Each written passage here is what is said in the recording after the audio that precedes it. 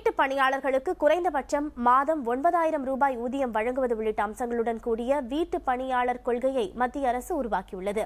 பாதுகாப்பான பணிச்சூழல், சம்பளத்துடன் ஆண்டுக்கு 15 நாட்கள் விடுப்பு, வேறுகால விடுப்பு உள்ளிட்ட அம்சங்களும் இந்த கொள்கையில் அடங்கியுள்ளன. இந்த வரைவு கொள்கையை தொழிலாளர் நலத்துறை இயக்குநரகம் மத்திய தொழிலாளர் அமைச்சர் பண்டாரு தத்தாத்ரேயாவிடம் கடந்த வாரம் வழங்கியுள்ளது. சர்வதேச தொழிலாளர் அமைப்பின் விதிமுறைகளுக்கேற்ப இந்த கொள்கை உருவாக்கப்பட்டுள்ளதாகவும் இது மத்திய அமைச்சரவையின் ஒப்புதலுக்கு விரைவில் அனுப்பப்படும் என்றும் அமைச்சர் பண்டாரு தத்தாத்ரேயா தெரிவித்தார். தொழிலாளர்களுக்கு சமூக பாதுகாப்பு வழங்கும் வகையில் அவர்களுக்கு குறிப்பிட்ட ஒரு தொகையை வீட்டு உரிமையாளர் வழங்குவதை கட்டாயமாக்கவும் இந்த கொள்கை வழிவகுக்கிறது.